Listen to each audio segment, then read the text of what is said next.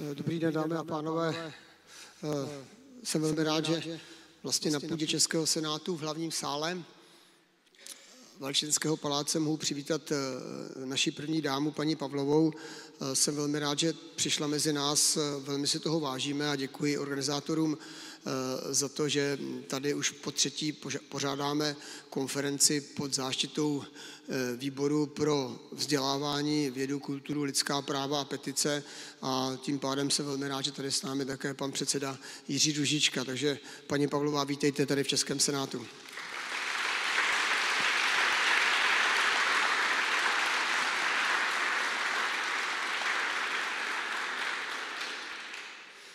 No a protože čas je běžec s dlouhým krokem a všichni máme nějaké povinnosti, které musíme plnit a většinou se nám to překrývá, tak to nakonec dopadlo tak, že před nějakým úvodem, který by trošku tu konferenci zarámoval, jsem byl ještě požádán, abych něco vlastně na úvod řekl, s tím, že já jsem si myslel, že budu mluvit až poté, co to bude zarámováno. A když to teď není zarámováno, tak si nejsem úplně jistý, jestli ten příspěvek, který jsem si připravil, a tentokrát jsem si napsal nějaké poznámky, úplně se bude hodit, aby byl přednesen jako první. My, když jsme se včera s paní první dámou, s paní Pavlovou viděli, tak to bylo večer na koncertě Tomáše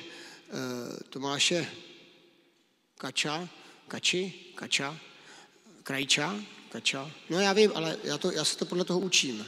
A s tím, že ten koncert vlastně měl název Silnější než včera a mně se ten název velmi líbil a vlastně k tomu tématu odolnosti bych řekl, že velmi přiléhá a jedna z těch odolností, která je pro nás pro všechny nutná, abychom měli i lidé, kteří jsou v politice a jsou odolní, tak jsem se paní Pavlové ptal, jestli také to tak cítí, že musela být hodně odolná, když její manžel kandidoval na prezidenta. Ona přisvědčila, že ano, ale že to je prostě na dlouhé povídání, na které dnes nemáme čas, tak předpokládám, že tedy jindy třeba ten čas bude a je to možná téma pro nějakou další konferenci, která tady bude a v tuhletu chvíli jsme se domluvili, že tady něco k té odolnosti zkusím říci já, s tím, že nevím, jestli to trochu nebude nuda. Já na úvod řeknu, že vždycky, když se dostanu k nějakému tématu, jako je odolnost a samostatnost, tak ta první věc je teda, že mi napadne a odolnost vůči čemu, nebo odolnost proti čemu, nebo vlastně jak to teda je, co je to, co chceme, aby bylo odolné. A teď jsem teda hledal, jestli někde je napsáno, jakými bychom měli být, aby ty vlastnosti, které potom budeme mít, stály za to, aby jsme se snažili, abychom byli odolní a nestráceli jsme je. Je to srozumitelný, jo? To znamená, to je ta základní věc, jestli my teda víme, jakými bychom měli být, abychom měli ty vlastnosti, u kterých se potom budeme snažit, aby nám zůstaly a my jsme byli odolní vůči tomu, aby jsme je ztratili. A teď jsem si říkal, no a jaké jsou to vlastnosti, protože třeba o tom můžeme mít prostě různé představy.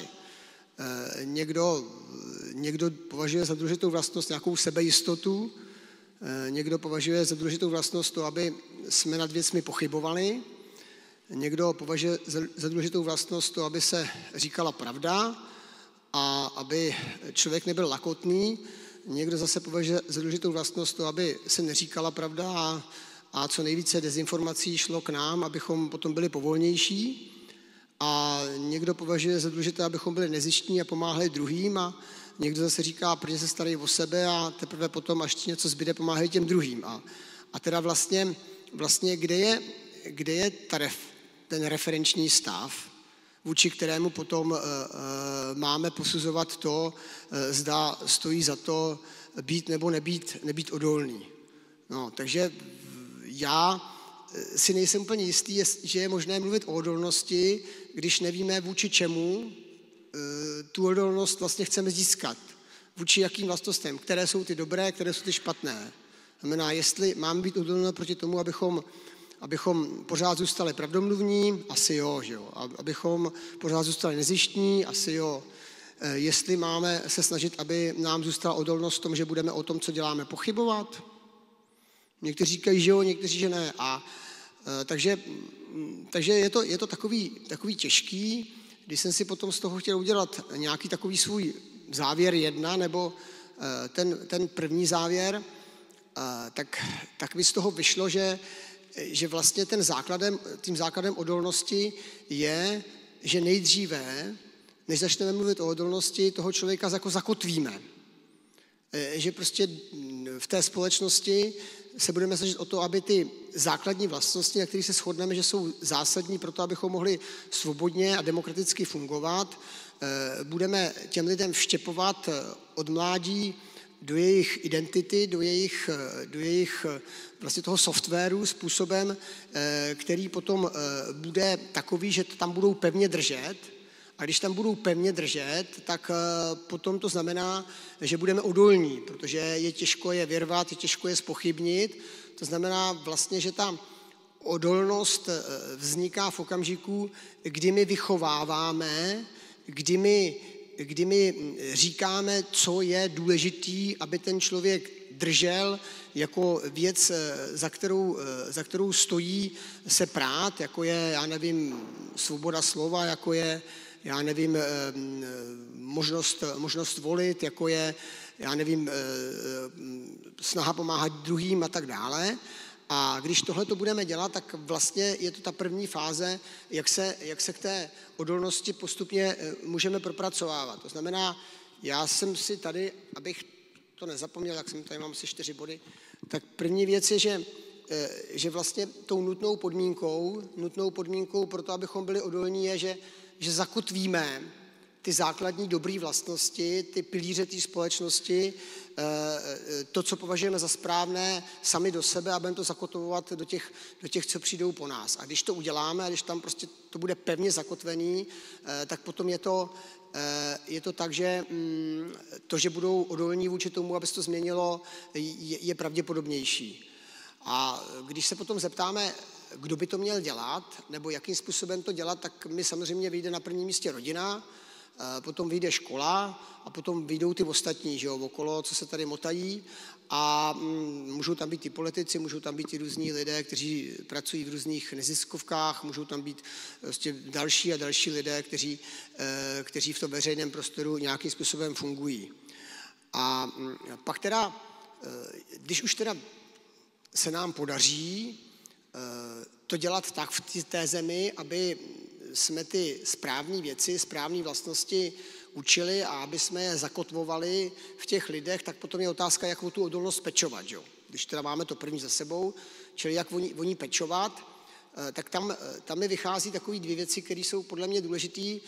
Ta první je, že bychom se určitě měli dívat do té minulosti, do té historie a zakladatel Pangea je Hořejší, že jo, který vlastně nedávno odešel a vlastně on nás provázel tou minulostí a tím, když my procházíme tou minulostí a získáváme ty zkušenosti, tak potom jsme schopni vlastně rozlišit věci, které se vyplatily a které přinesly prosperitu a lepší kvalitu života a věci, které se nevyplatily a které vedly k opaku a z toho bychom se měli učit a když to dokážeme, když budeme znát tu historii, tak vlastně tím posilujeme tu svou odolnost, aby jsme neopakovali některé chyby a abychom třeba z té minulosti pro tu budoucnost si vzali to správné poučení.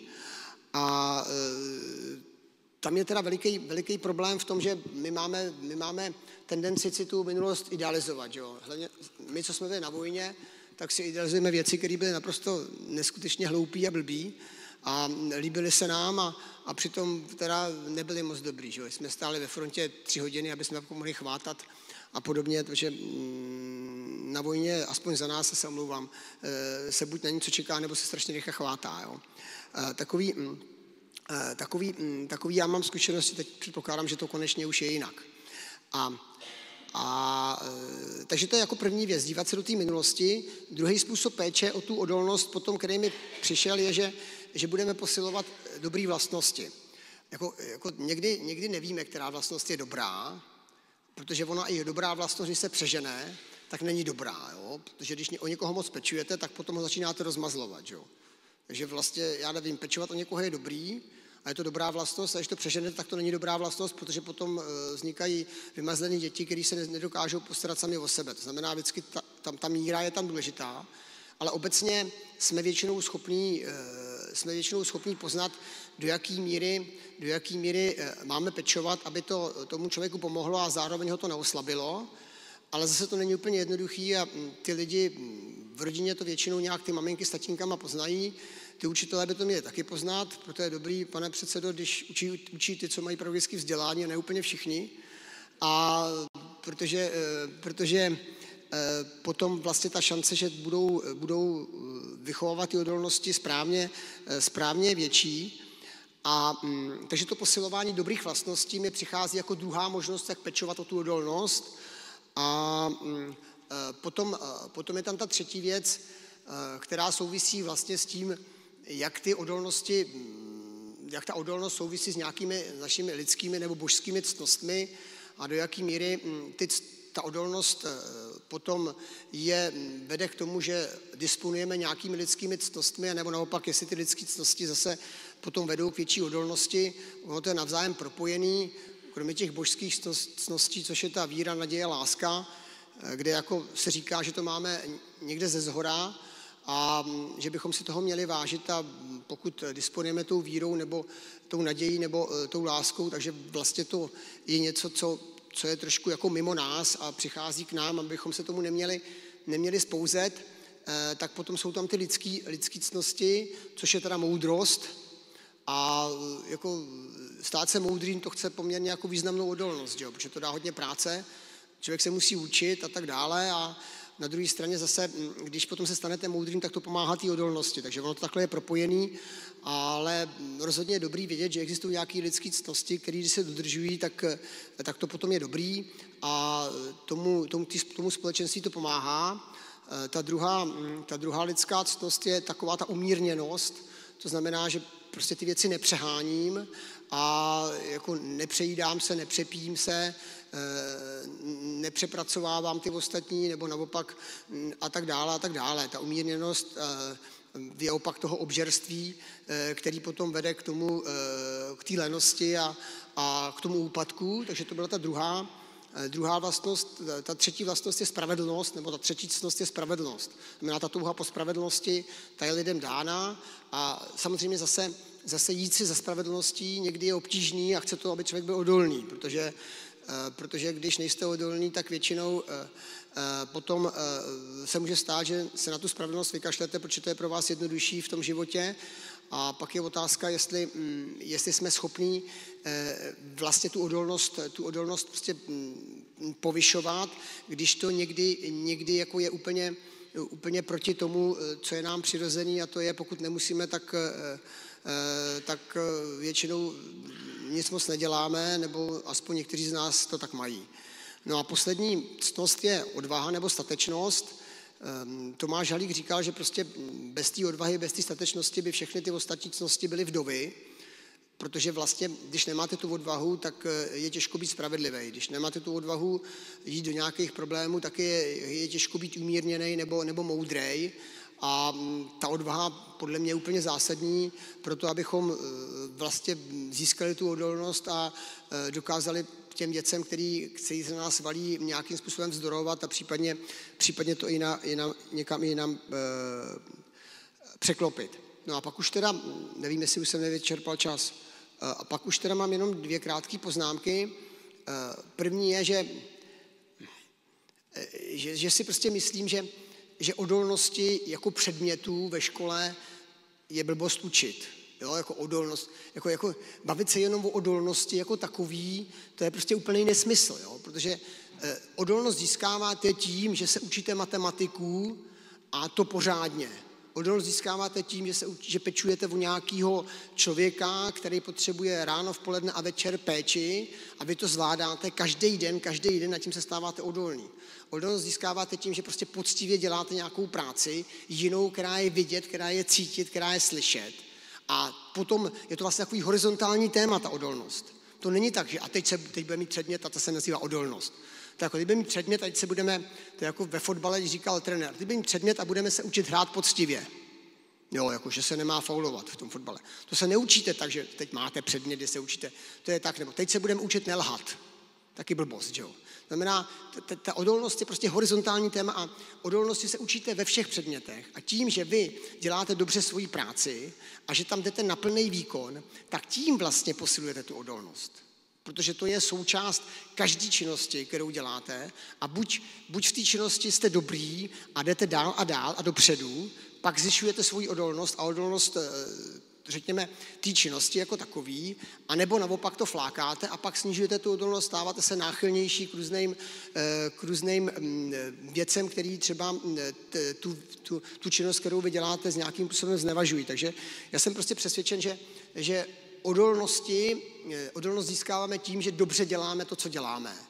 A to, co má konkrétní výsledky, ať je to prostě věda abstraktní nebo konkrétní, je to činnost konkrétní nebo abstraktní a bavit se o odolnosti bez toho je nesmysl.